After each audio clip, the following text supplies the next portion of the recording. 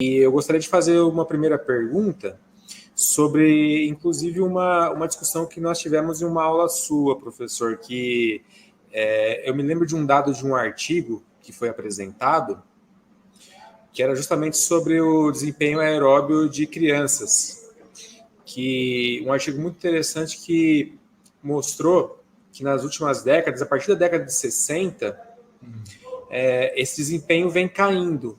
Então, você falou muito bem que o desempenho de crianças, do ponto de vista aeróbio, ele é bom, mas ele precisa ser estimulado. Então, o que o senhor acha sobre isso? Se ele realmente vem caindo, se é uma questão aí cultural que aconteceu nas últimas décadas? Então, isso é algo que, pelo menos, me preocupa. Então, o que o senhor acha? Olha que legal, Carlos, essa é a tua pergunta. Quando eu estudava metabolismo aeróbio, né, tinha uma literatura, assim, em fisiologia do exercício pediátrico, tem uns caras que eu gosto muito, Baror, e tem um cara chamado Rowland, deve ser isso, ele tem até fisiologia do exercício pediátrico, alguma coisa assim.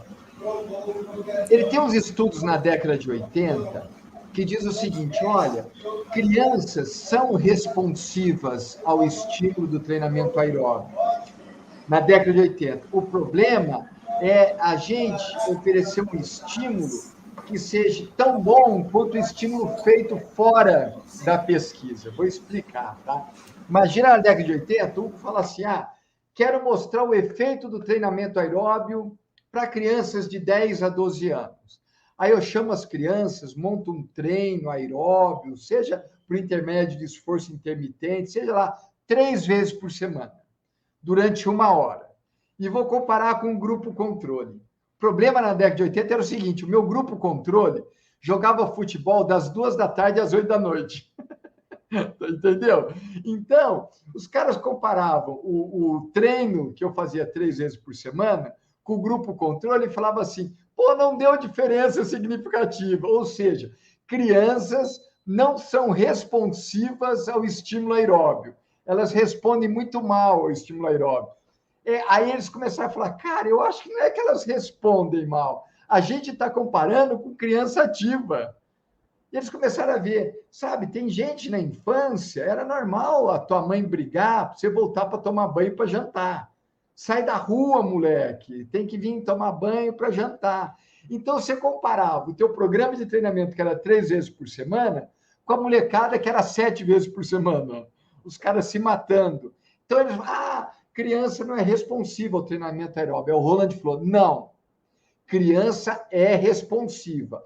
Criança, quando recebe um estímulo adequadamente suficiente, ela consegue obter adaptações provenientes do treinamento aeróbio.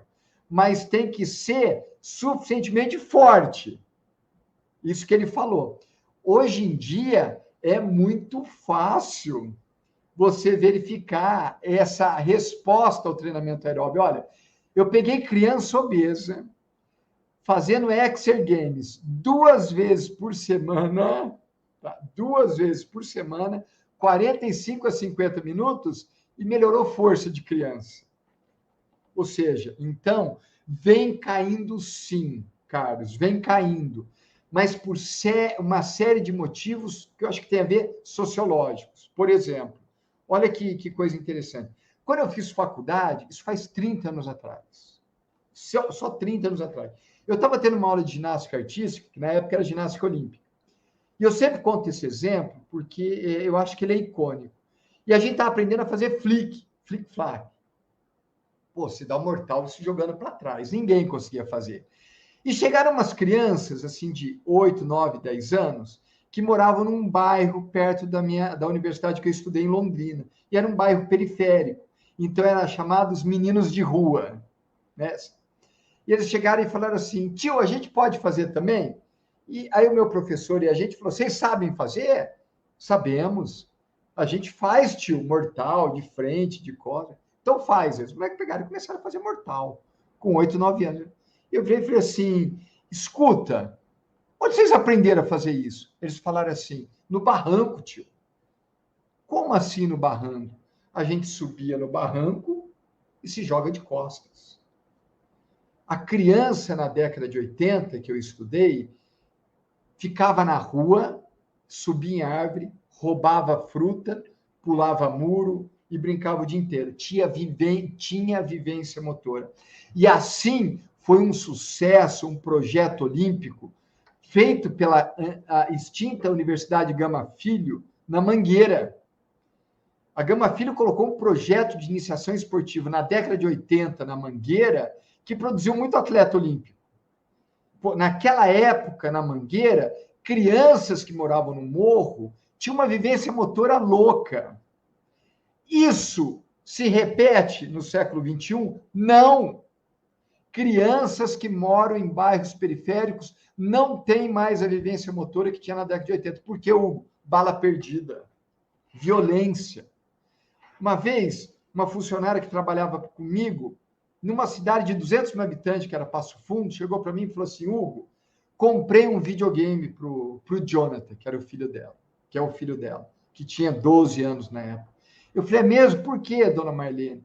Porque o meu bairro está muito perigoso. Eu não quero o Jonathan andando com as crianças do bairro. Eu prefiro trancar ele dentro de casa e ele que fique jogando videogame.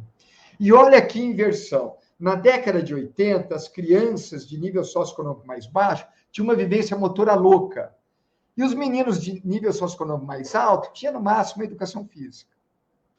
No século XXI, crianças que moram em condomínio, a gente voltou para a Idade Média. Tem o castelo, que é o condomínio, que protege de toda a violência, e lá tem quadra de tênis, quadra de futsal, campinho, piscina, e pessoas fazendo prática lá, ou em academias, ou nas escolas particulares, que tem como marketing atividade extracurricular.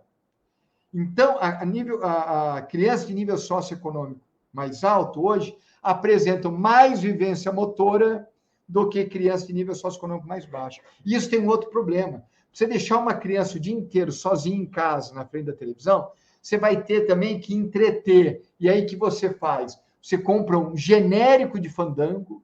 Ó, Fandango já é ruim.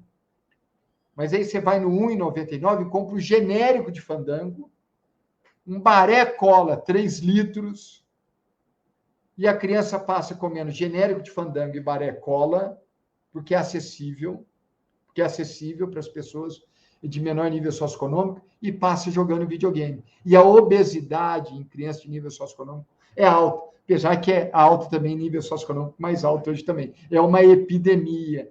Então, com certeza, apesar de fisiologicamente ter um aparato, esse aparato hoje está depreciado pela falta de estímulo. Perfeito, porque é uma sensação realmente que eu tinha, que estava acontecendo, porque eu acho que eu sou uma das últimas gerações que viveu essa brincou na rua. Exatamente.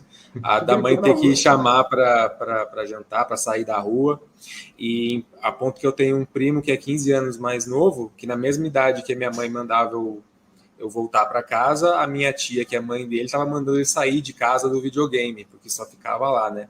E aí, nesse caso, eu acabei com eu tive muito mais vivência motora do que ele.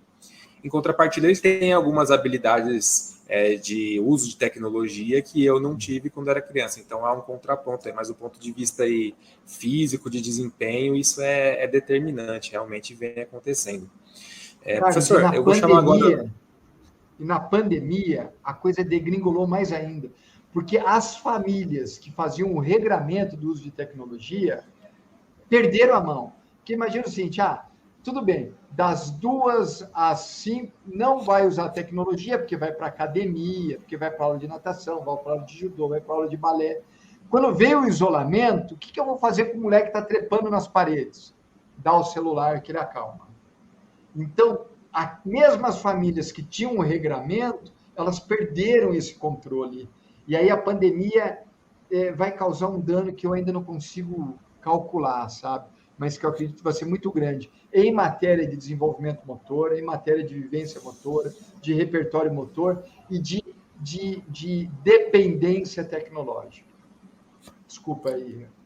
Não, imagina. Realmente, essa questão da tecnologia, a gente tem que tomar cuidado com as crianças. Por exemplo, eu tenho um sobrinho de 2 anos, ele ainda nem sabe falar direito, mas ele já sabe mexer no YouTube. Então, ele consegue clicar lá e achar um vídeo que ele quer assistir. Então, se a gente não tomar cuidado, a gente acaba realmente perdendo a mão com isso aí e é arriscado com as crianças.